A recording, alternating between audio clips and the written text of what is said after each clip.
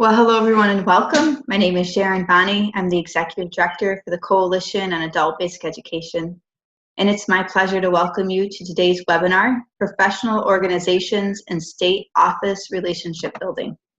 I have just a couple slides I wanted to go through as we got started here. First of all, everybody that participates will receive a certificate that can be used for professional development. You'll get that within 3 hours. If you do not, you can always contact our office at support@coab.org.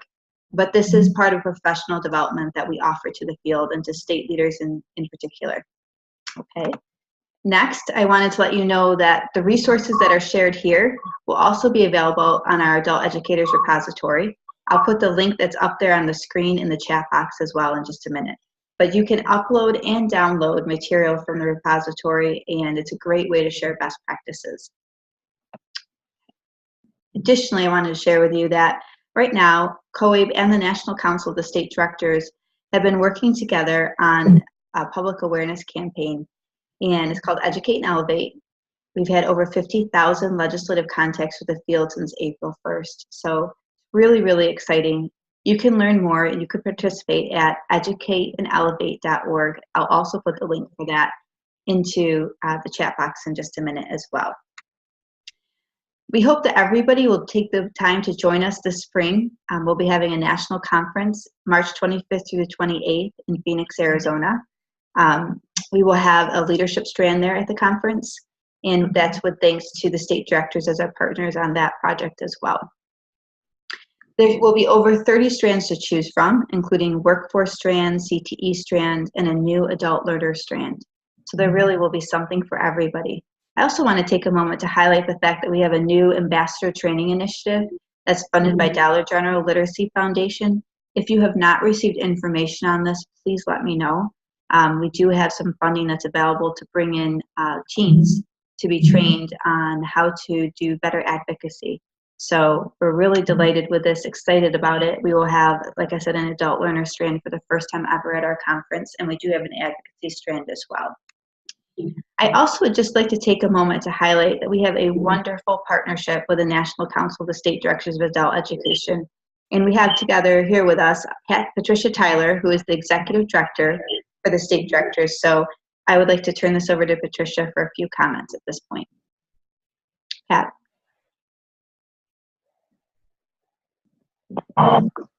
Thank you, Sharon, and hello, everyone. It's always a great pleasure to work with COAB.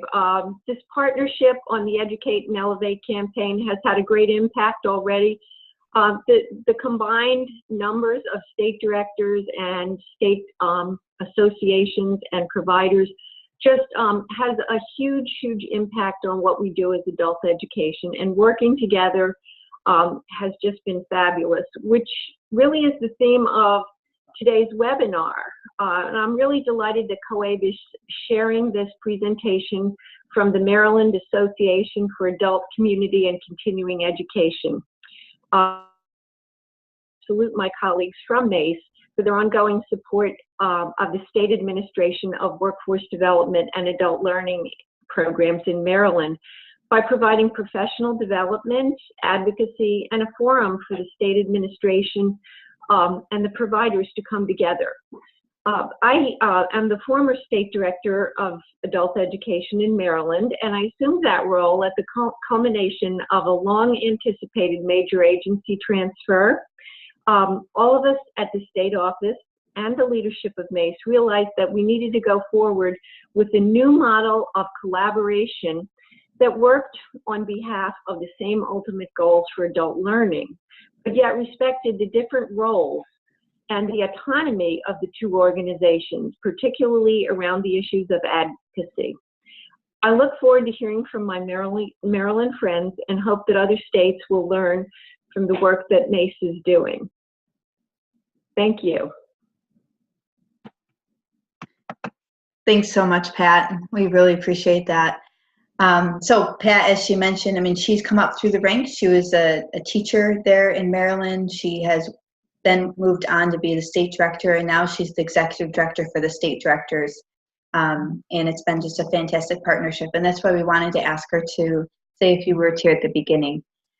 So thanks again, Pat. I would now like to turn this over to our expert presenters, and I'm going to take a minute here to read to you their bios because we have some wonderful people here who have worked very hard behind the scenes on this webinar. So we have Melissa Zervos.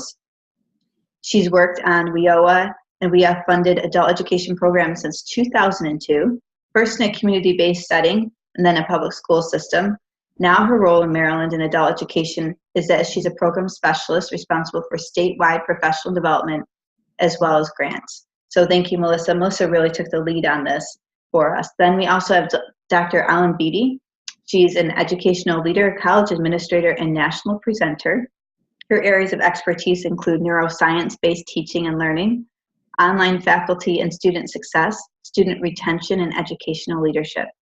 So she's going to be doing some speaking during this webinar as well. Then we have Douglas Weimer. He's the Director of English Language Services and Basic Skills for Baltimore City Community College in Baltimore, Maryland, and he's the current president of MACE, the state association. Todd, Elliot has been attached to adult education for more than 20 years in the Baltimore, Maryland area, starting as a classroom assistant and then a teacher. In 2001, he became a program director, and Todd is currently a board member of MACE. And was president of this group for over 3 years. And then finally, Heather Ritchie. Heather Ritchie is an education consultant, an ESL instructor and trainer, and she also has served on the MACE board for a number of years and has helped expand the celebration of Adult Ed and Family Literacy Week throughout the state. And that is really not doing justice to this expert panel of presenters. However, we will include their bios in the PowerPoint that you'll receive tomorrow as a resource, as a follow-up to this webinar. So without further ado, I'd like to turn this over to our presenters, and I'll stop sharing my screen and turn this over to Melissa Zervos.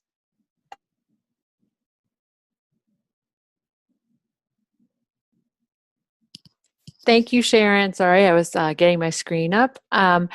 Thank you, Sharon, for that great introduction.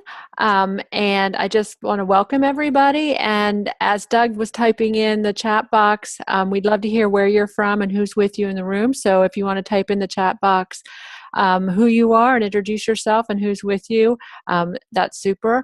And we'll be doing questions through the chat box and the Q&A. And those will be addressed at the end of the webinar. So that we can just move through and then get all the questions asked at the end. So without further ado, I'm going to introduce our first speaker, who's Todd. This is, again, who we are presenting today. You will hear first from Todd, but first of all, our objectives for this whole webinar are to examine the relationships between the state office and the educational professional organizations and take a look at how those organizations and those offices work together to support adult education practitioners and provide the best services possible to our students. When we were discussing this presentation, what we kept reminding ourselves is we're all working to provide services to students who need education and high school credential or English language, and our bottom line is to make sure that we're doing that in the best possible way, both from the state office and from the professional organization. So this is what the presentation looks like. We're going to talk a little bit about the history and the timeline of the relationship between MACE and the state office. Take a look at the structure of leadership in the state of Maryland. Then talk a little bit about some of the key themes that go along with the relationship that was built between the two entities through transparency and intentionality, and then take any questions or comments at the end. So, without further ado, I'm going to hand this over to Todd to talk a little bit about the history and the timeline of MACE and the Maryland State Office for Adult Education.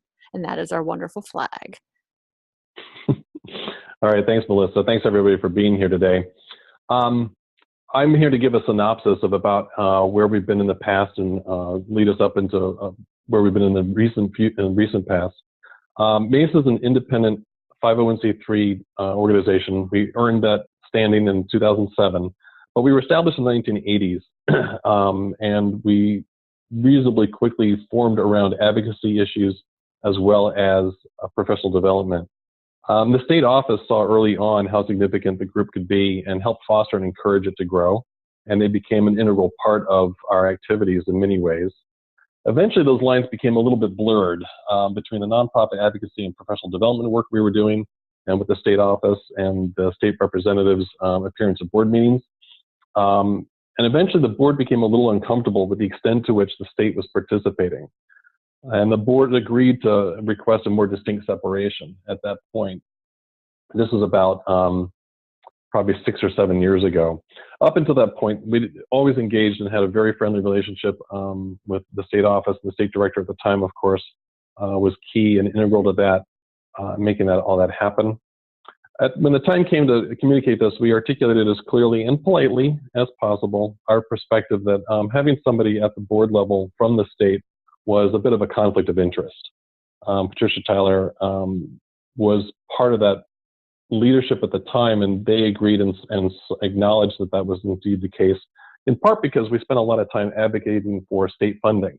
And the state office had to be careful about doing that kind of advocacy with the state legislature directly, and we were often, we didn't want to be perceived as a direct arm or wing of the state office for that reason. More specific to our perspective was that the state representative coming to the board meeting were not elected by our membership. And it was contrary to our practice and eventually contrary to the bylaws that we had established in the course of getting our 501c3 status. When we made it clear that we needed to have a better, clearer separation between us, the state understood and agreed. And since then, we've certainly maintained a good deal of, I think, integrity and stability throughout. We've continued to communicate directly with the state office, and we've relied on each other. And the fact that we each have distinct charters to do our work, while making it clear that we had a common purpose and goal, and that is to more effectively serve adult learners in Maryland.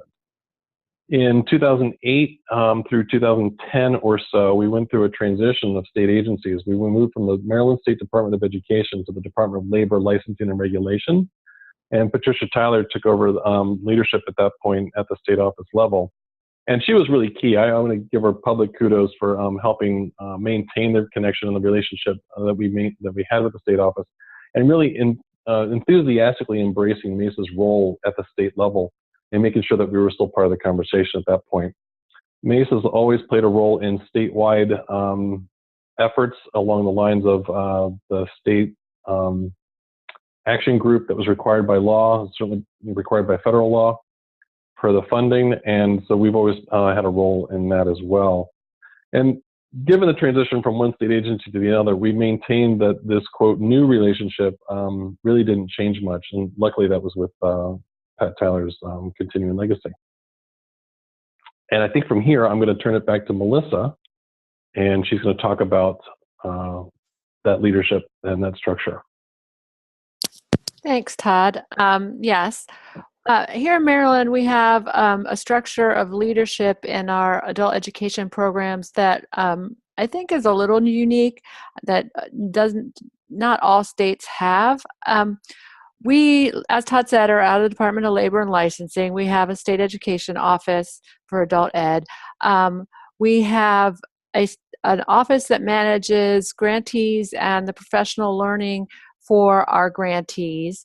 But then in our grant programs, we have required leadership positions that are really our boots to the ground, local PD and administrative and leaders in the field. Those are the grant managers, instructional specialists, our management information specialists, and intakes and assessment specialists. All of those positions are required to be funded by the state of Maryland for adult education. And that sort of leaves us with positioned to have expertise locally on local needs for our different areas. And we find that, you know, this structure helps us meet the needs of our students more readily than a more centralized system of leadership just out of the state office. So we also have in our structure a minimum requirement of 8 hours of professional development for instructors, and that should always is always included in the budgets that our grantees submit. We want to ensure that grantees are really thoughtful in supporting their instructors and faculty and practitioners, so that they're and making funds available to do that, so that then they can provide the best service to their students.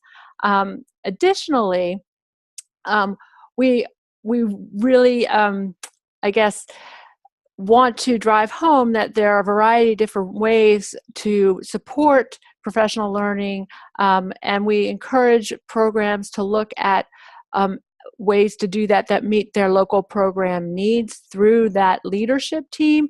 And a couple of those are, your traditional workshops and presentations, but we support conferences, seminars, and institutes, and those, including those that are sponsored by MACE in the state of Maryland. While we can't support funds to be members of MACE due to the advocacy component, we do support folks participating in the different events that are sponsored by MACE, or participation in presenting at events sponsored by MACE. So we really kind of built in the relationship to our leadership program, our leadership structure, so that it supports active engagement in the professional organization and the field as a whole, to have that professional learning environment. So that having been said, I'm going to hand this over to Heather, and she's going to talk a little bit about the evolution and structure of MACE as we move on. Thank you, Melissa. This is Heather Ritchie, and I am the past president of MACE also. I had the benefit of being the VP under Todd, which was an amazing learning experience, and the opportunity to work with Pat when she was in Maryland. So I'm going to start by thanking both of them for helping me as I came into the presidency and as we explored new ground with MACE. So first, I will touch on some of the structure that has allowed us to be successful and expand our work at MACE. When I came into the leadership role, the organization had already established the bylaws under Todd's leadership. And this provided the base structure for the organization and denoted leadership roles and responsibilities, as well as board member roles in general. During my term, the bylaws came into effect with regards to board term limits. And this was a key transition point for us. It created some challenges and opportunities, because we had people rolling off the board that had 15 years of history or more. And at the same time, it allowed us to bring on new people that were coming into state leadership roles through the programs as grant managers and program managers.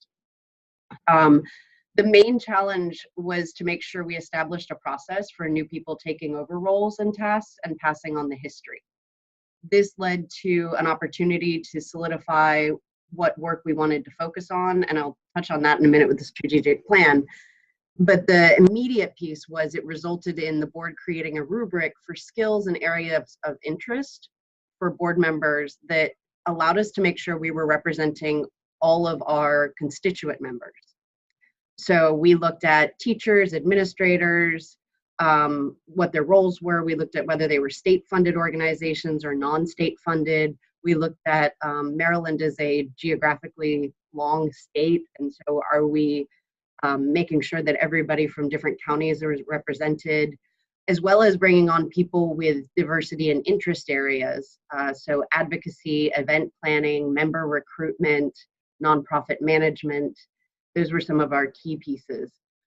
With the diversity of people, the outcome was that the board felt aware of our representation and how well we were representing corrections or a state-funded organization, GED, NEDP, ESL, and that our conversations were rich with ideas and opinions and a good conduit for our members to the state, the governor, the media, as well as the broader public.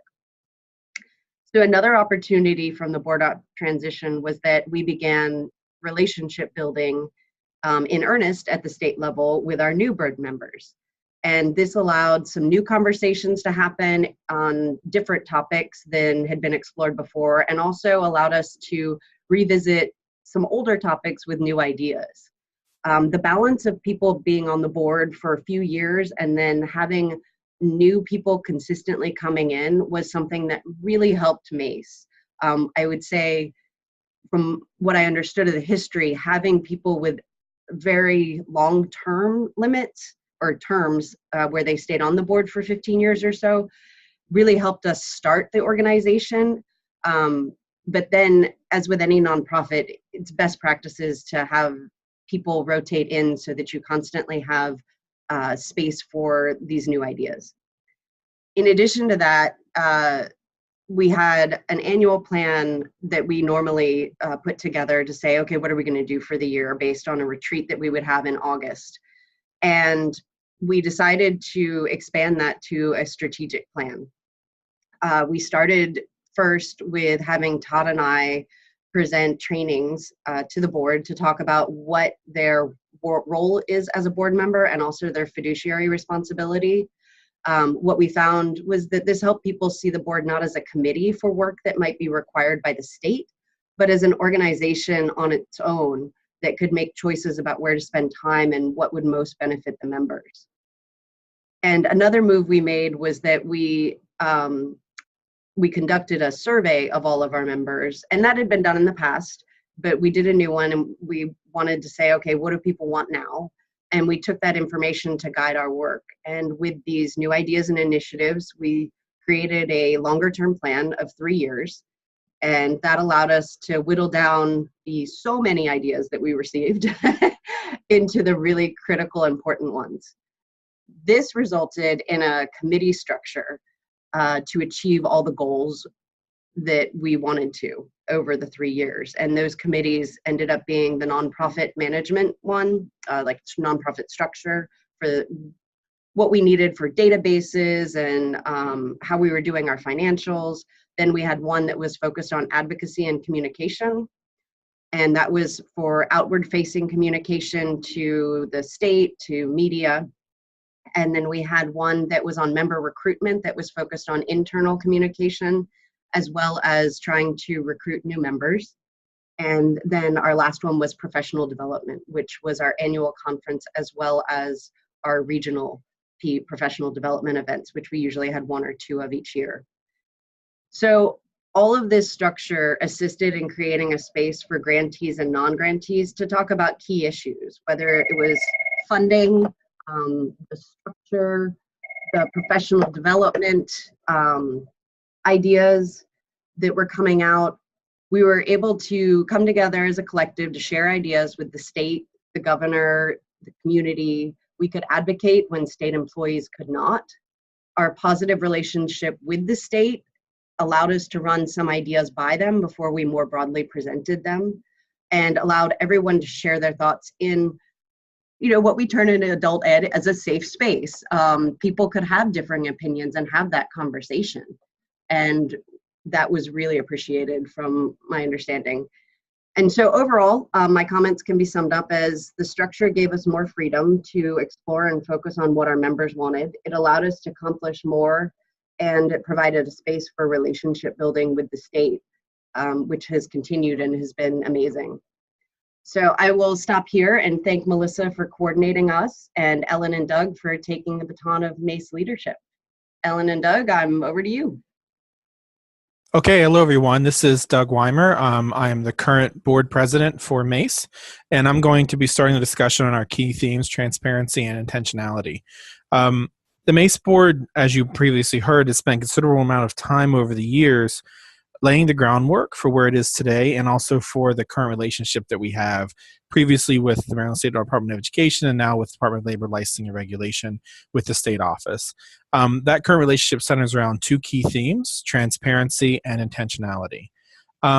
With intentionality, the big thing is between the state office and with our association with MACE, we do have a common goal. We both have the goal. We have an vested interest in the success of adult learners in the state of Maryland. We just have different roles in how we make that happen. And so despite those two different structures, we can work in concert to achieve the ends that we both desire. One example that was brought up by Todd earlier is that as an organization that advocates on behalf of adult learners and adult educators in the field, MACE is able to take public positions on policy and also to advocate for state funding. This is something that would not be appropriate necessarily from the state office, considering it is a state office that does report to the state government. To that end, MACE participates, for example, in a postcard campaign every year to the governor of Maryland, advocating for increased or sustained state funding, support for adult education, for adult literacy. We also participate in some other efforts, meeting with legislators and so forth, whether that is to raise awareness of the needs of adult learners when it comes to funding, or whether it's to advocate for state legislation or something they put into the governor's budget, for example. As I said before, that's something that would not be appropriate for a dollar to participate in. But on the other hand, of course, leadership of the Department of Labor Licensing Regulation itself, of course, has its own budgetary process internally that, of course, we don't see. But of course, the state office also wants to make sure that adult education in the state of Maryland is funded appropriately, both for maintenance of services, but also for special projects. So the goal is the same: securing funding that will make adult literacy in Maryland successful. Another thing that comes with a common goal is a picture that you see on your screen there, is a photo of MACE board members and adult learners and instructors in Maryland. We had a meeting with Yumi Hogan, who is the First Lady of Maryland. The leadership from the state office was critical in making that meeting happen. They were able to have an event where we could talk to the First Lady and explain, the needs of adult learners in the state of Maryland, the state of adult literacy, et cetera. And at the same point, we were able to provide the state office access to the adult learners and to the educators in the state to make an event like this successful. So that's just one of those examples of where what the state office was working towards and what MACE, our association, was working towards coincided, and we're able to work together as opposed to working against each other. Another example of intentionality deals with our annual conference. So our annual conference is an opportunity for adult literacy instructors and administrators to meet, share ideas, and also to receive professional development. Every year, MACE always seeks input from the state office in presenting some of the breakout sessions on topics where MACE board members may not be the experts on that. Staff from the state office would be the experts. And this includes both the adult literacy office and the workforce development side of the office. In the past, this has included sessions on implementation of the Workforce Innovation Opportunity Act, information on apprenticeship models, and other topics. This has been so important as we've been transitioning from the old model under WIA to the new model under WIOA, and as we transition more and more towards a workforce focus for our adult learners. We hear directly from the members, I'm having difficulty figuring out how I can connect my adult learners to apprenticeship models. I'm having difficulty figuring out how to make a better connection with my local American Job Center, for example. So we use that information, and then we ask the state office, do you have someone who's an expert on apprenticeships, for example, that could present at our conference? And that's always been a request that's been met. The state office always rises to the challenge to say, here's an opportunity for us to use our staff, to use our services, and we're given a forum now to present that to the state association members. So that's another example of where there's been an intentionality, a purpose between the two organizations. The third one on the list there is Value USA, which of course represents adult learners. And they're always a part of our annual conference. And being a part of that conference also raises the awareness of that organization to the state office, so that we're able to make sure that their needs and their whatever's on their mind, whatever they want to advocate for, is also brought to the forefront. So that's a little bit about intentionality of our connection. I want to turn this over to Ellen, who's going to talk about the transparency. Thank you, Doug. So this is Ellen Beattie. I'm the current treasurer of the MACE organization. And a key aspect of this is that we aim for a transparent relationship between the two bodies. We strive for open communication. Both groups are open to picking up the phone, calling, informing each other of new initiatives. There's no fear whatsoever to bounce ideas or to get guidance from a different perspective. We also aim for clear and separate expectations of roles. As has been mentioned before, MACE is the advocacy arm for the grantees, and we provide the professional development while Dollar oversees the grant funding and reports up through the governor. Some of the recent history has allowed board members to take on state roles, and when that happens, of course, that person needs to give up their membership on the MACE board. We also seek inclusion when appropriate for activities. Doug mentioned very clearly how the Dollar staff has had an integral part of our professional development conferences over the last few years. They present presentations. When there was a new state director, we gave him an audience to be able to communicate with those people that they serve. Also at the state meeting and at the state hosted monthly conference calls, we have, MACE has a voice. So that's our time to be able to speak to other grantees in the state to make announcements on behalf of MACE pertaining to upcoming conferences or upcoming initiatives. Another great example of inclusion is last summer, we had an Annapolis visit down to the governor's staff. And there were participants from the state office there. There were participants from our MACE board. We were able to talk collectively to the governor's staff about challenges that the adult field is facing and give them a more clear understanding of adult literacy issues in the state of Maryland. Finally, we're a conduit for information sharing. Dollar has its own electronic mailing list for important announcements, both about adult literacy grants and policy initiatives. And MACE has its own contact list for membership. So MACE is able to resend important policy announcements out to members when it might be more advantageous for them to hear it from us. It also widens the reach of Dollar's announcements so that in this time of transition to WIOA, those are all very important to get out to our members. So at this point, we're going to transition from our PowerPoint to the Q&A session of the presentation. So yes, thank you, Ellen. Doug, are you looking at the Q&A box? I am. There's currently no questions posed from the group, and I also want to thank everyone for signing in the chat window as well. But please use this opportunity if you have any questions you want to ask us about our relationship, about how we got where we are today, about where we are now. Our ears are open. And while questions are going, I think we should just share, and because I know, Todd, when did you start being president? Because I think we have this amazing amount of work that we're doing together, but that it took years for us to build this relationship and have a process and a platform for which to do it. I joined the board, I believe, in about 2006 or so. And at that point, the relationship had already been well on its way.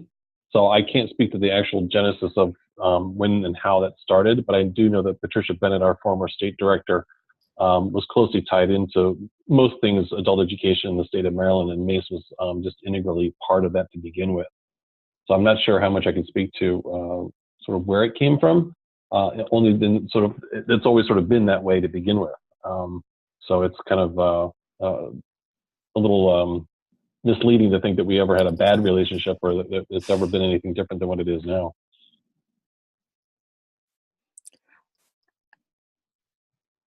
It looks like we have 3 questions from the Q&A box, and I'll just read them aloud if that works for everybody, and we can get some responses. The first question is, what kind of collaboration opportunities have you explored with state career centers?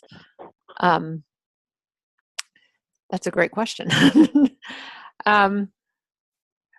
I can address this in a way, a strange way perhaps, but through the state office has a very close relationship with the Title I and I'm assuming the state career centers are the American Job Centers.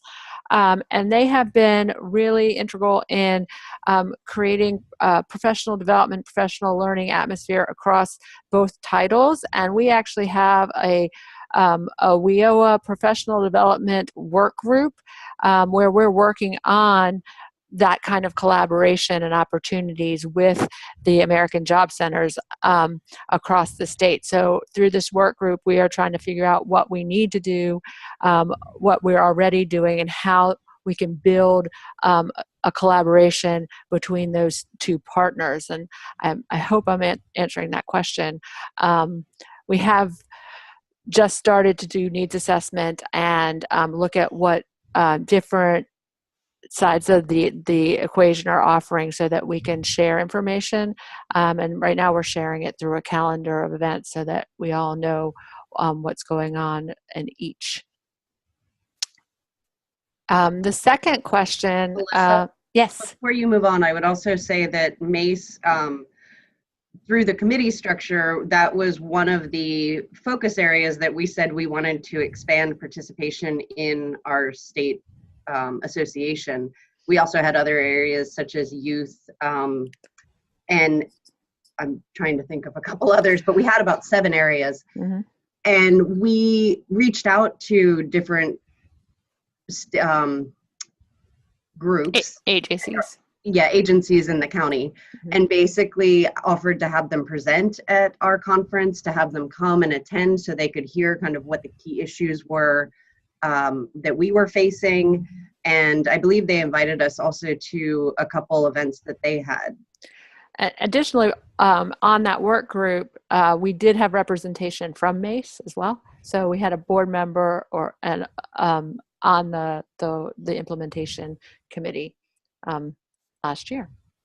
And I just want to interject as well. This is not related to the question, but Melissa, what you just said about having MACE representation, mm-hmm. that's also something that's not uncommon in the state of Maryland. Mm-hmm. When there are new initiatives, sometimes they're legislative, et cetera, many times MACE is included as part of the conversation and usually has a representation on a task force, on an initiative as well. So that's something I think is important. I don't know if that's common throughout the rest of the states, but that is something that Maryland definitely does a good job of. Mm-hmm. Great. The next question is, what is the duration of a time member may serve?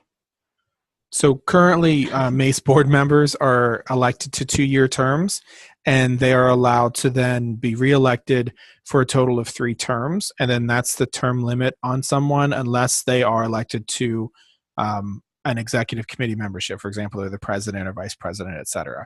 But the term limits were put in place. Heather or Todd, I don't know when that was. Yep. It was when we established the bylaws in about 2007 or 2008. And while that means that, of course, we have to continually, seek new board membership, it also means that there's always fresh representation on the board. So there's enough continuity to make sure that the board structure doesn't fall apart, but also that there is always going to be changing membership on the board. And our next question is, do you have nonprofit community-based literacy councils in your state, and how do they fit into the picture? And there's an addition to that question that came after that are not funded by the state. And Melissa, I can address that one because that was one of my, that was partially where I came from. I was working for a coalition in Montgomery County that was not state funded. And I was invited to be on the MACE board, and it was a fantastic experience and opportunity. It was also one of my focus areas while I was on the board to try to build more non-state funded programs into our membership. And one of the pieces that we did accomplish was we created a list of all state funded and non-state funded literacy organizations across the state of Maryland while I was on the board. And we consistently invited them to be a part of it, either as members, to attend the conferences if they didn't want to be in the kind of a membership space, or if they wanted to be board members. We tried to have 2 or 3 people that were non-state funded. And there's another follow-up question similar question in the chat box that goes along with this, Heather. And that is, what are some of the successful ways that you have been able to recruit board members? Because this is a struggle. Do you guys want me to take that, or you or Ellen want to? Well, I would say that this is still a struggle. It's not the easiest thing to do to recruit new board members. Of course, we always put out a call to the membership. One of the ways we've been trying to recruit new board members is when we have people that are interested in being more involved, especially around the conference time. That's usually when people get the most excited because they're at the conference and they're seeing the work that's going on. We do ask people if they're interested in being more involved to consider signing up for one of our committees, so that there is maybe not as much time commitment as being a board member, but people can still participate in webinars or conference calls, say once a month, once every other month, to work on one of the committees, whether it's advocacy, professional development, et cetera. That's one way to get people involved in MACE, more than just being a member, but also being on a committee. And then that's one place that we can also then recruit additional board members from. That's something that's newer, so I can't say that we've recruited lots of board members to that process, but that is one thing that we're trying. Also, identifying where our needs are. For Heather had mentioned before about being intentional in making sure that we have representation, for example, from non-state funded programs. We try to make sure that as we're recruiting board members, we are keeping track of, okay, we have two major urban areas in Maryland, the Baltimore City metropolitan area, and then the suburban Washington, D.C. area. So, of course, we have lots of membership and lots of board members from that area, but we want to make sure that we're not excluding other parts of the state. So we've made pushes to make sure that we're getting representation from the more rural parts of the state, in addition to getting representation from what would not be considered a traditional adult education professional. For example, right now we have a board member who works for the library system, and the library system is not part of either a state-funded adult literacy or otherwise. And we, of course, continue to seek representation from workforce development, from legal standpoint, various other aspects. But sometimes that really is just a board member identifying an organization that's not represented, or identifying someone in their professional network, and then just making that ask. Say, hey, you're a MACE board, you're a MACE member. I really think that this is something that would be good for the MACE board. You bring a lot of skills to the table, and then there's a nomination process and voting to get those members onto the state board. Thanks, Doug. We have 2 more questions as of now. One of them is, the first one is, what are the most common adult education needs or literacy levels in our state?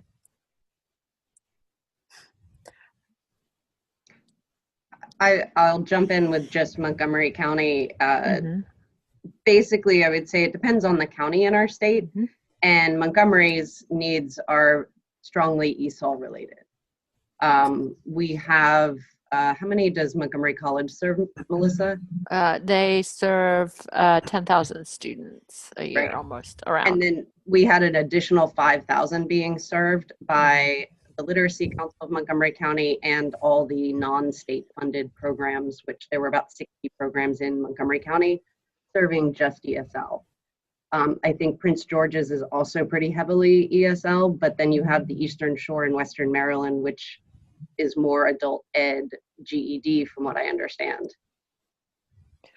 And I think that goes back to what Doug was saying, and sort of the diversity of the demographic in the state. And depending on where a program is, that's what their needs will reflect. We do have a few areas that are very focused on the English language learners with a large population there, and then adult basic ed learners in other areas. So for a relatively small state, we have a very diverse population. And the next question is, which services were key to your funding? In other words, what attracted the state at first? I'm not quite sure what the question is referring to. If we could get some clarification on this question, that would be helpful. Yeah, I will say that MACE is not funded by the state. That's correct. The main source of funding for MACE has been the Professional Development Conference and membership dues. Correct.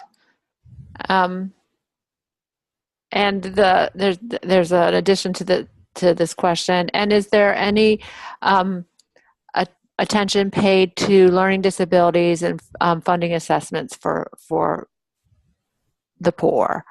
So again, MACE isn't funded by the state, but the grantees work very diligently to support students with learning disabilities. The state supports training folks to work with students with learning differences and disabilities. So we are working towards serving folks that need the most help.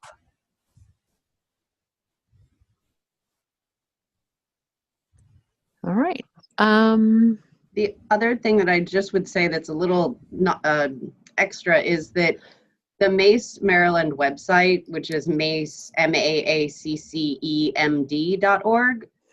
has our strategic plan on it. It also has quite a bit of advocacy work that we've done, including a mini toolkit that breaks down fact sheets into congressional districts, which Ellen and Doug, they've done with Cynthia Campbell over the past couple of years, which is amazing.